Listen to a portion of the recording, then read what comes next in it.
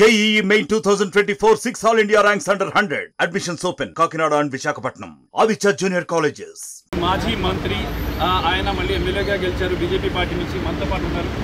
శ్రీనివాస్ గారు ఎలా ఫీల్ అవుతున్నారు? మీరు గత ప్రభుత్వంలో కూడా మంత్రిగా కూడా చేశారు. మీరు మళ్ళీ టీడీపీ ఒక సునామీలా వచ్చింది, మళ్ళీ మీరు మంత్రిగా పెడతారు. అది మన చేతుల్లో ఉండి మనం డిసైడ్ చేసేది కాదు. బట్ ఇది ప్రజా విజయం.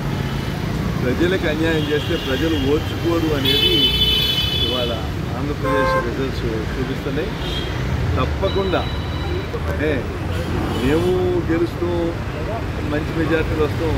దానికన్నా ముఖ్యం ఆంధ్రప్రదేశ్ రాష్ట్రానికి ప్రజలకి పెద్ద రిలీఫ్ వచ్చింది. ఎన్డీఏ గవర్నమెంట్ వస్తాం అనేది ఇది అక్కడ అవసరం. ఎందుకంటే అన్ని రకాలుగా వెనకబడిపోయిన ఆంధ్రప్రదేశ్ని మళ్ళా ముందుకు తీసుకురావాలంటే ఎన్డీఏ గవర్నమెంట్లో చంద్రబాబు నాయుడు గారి నాయకత్వంలో ఆంధ్రప్రదేశ్లో తప్పకుండా మంచి జరుగుతున్నారు.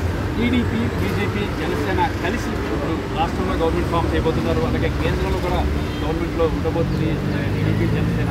ఇది ఎలా చూస్తున్నారు? ఇది చాలా చాలా మంచి పరిణామం. ఎందుకంటే మూడు మోస్ట్ ప్రజాస్వామ్యంలో ప్రజలకి ఏ విధంగా కావాలో ఆలోచించి చేసే నాయకత్వాలు ఈ మూడు కలిసి ఎన్డీఏలో ఉంటే చాలా మంచిది. ఈ దేశానికి, రాష్ట్రానికి రాష్ట్రానికి మహాదేశ పట్టిందనొచ్చా? డెఫినెట్గా అసలు హోప్స్ అయిపోయి ఎందుకు ఏం పాపం చేసినా ఆంధ్ర రాష్ట్రం ఇట్లా అయిపోయింది అనుకున్న 5 ఏళ్ళ నుంచి ఇవాళ ఒక మళ్ళా మంచి జరిగింది. ఇంతకన్నా ఏ మంచి ఎక్కువ ఎక్స్పెక్ట్ చేయలేదు. చాలా మంచి రిజల్ట్ ఇచ్చారు ప్రజలు. తప్పకుండా పాలకులు రాబోయే రోజుల్లో ప్రజలకి మంచి.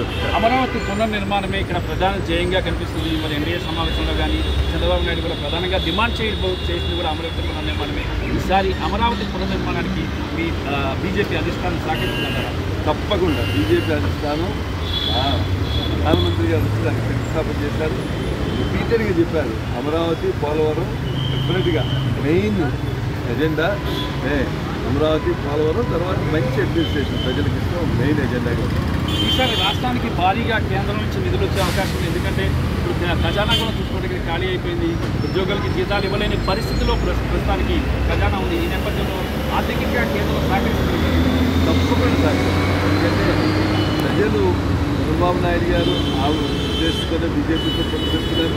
ప్రజలు కూడా ఈ మూడు పార్టీలు కలిస్తేనే ఈ రాష్ట్రం అభివృద్ధి చెందుతుందని వేశారు. తప్పకుండా కేంద్రం కూడా సహకరిస్తారు. బీజేపీకి ఈసారి ఎప్పుడు ఊహించిన విధంగా అక్కడికి బీజేపీ కూడా ఊహించిన విధంగా 8 స్థానాలు రావడం చాలా ఆంధ్రప్రదేశ్ హిస్టరీలో ఇప్పుడు మాకు తెలంగాణలో ఇక్కడ కలిపి ఎప్పుడు లేవు. అదే 2 తెలుగు రాష్ట్రాల్లో కలిపి 16 మంది ఎమ్మెల్యేలు ఈరోజు 12 మ్యాక్సిమం ఉన్నారు. 1999లో 12 మంది ఎమ్మెల్యేలు ఉన్నారు. ఇప్పుడు 16 మంది ఎమ్మెల్యేలు, 11 మంది ఎంపీలు ఉన్నారు. చాలా మంచి రిజల్ట్. రాబోయే రోజుల్లో తప్పకుండా బీజేపీ 2 రాష్ట్రాలను అభివృద్ధి. ఇక ఇది కామనేని శ్రీనివాస్ గారు చెప్తుంది ఏంటంటే ఇక రాష్ట్ర అభివృద్ధికి బీజేపీ సహకరిస్తుంది. రాష్ట్రంలో ప్రాజెక్టుల ఏర్పాటుకి కూడా బీజేపీ సహకరిస్తుంది. మంచి ప్రభుత్వం ఒక మార్గదర్శ పట్టింది ఆంధ్రప్రదేశ్ అని చెప్పి కామనేని శ్రీనివాస్ చెప్తున్నారు. రామకృష్ణ, RTV, న్యూఢిల్లీ. మరిన్ని వీడియోస్ కోసం ఛానల్ ని సబ్స్క్రైబ్ చేయండి. లేటెస్ట్ అప్డేట్స్ కోసం వాట్సాప్ ఛానల్ ని ఫాలో చేయండి. అండ్ లింక్ డిస్క్రిప్షన్ లో ఉంది.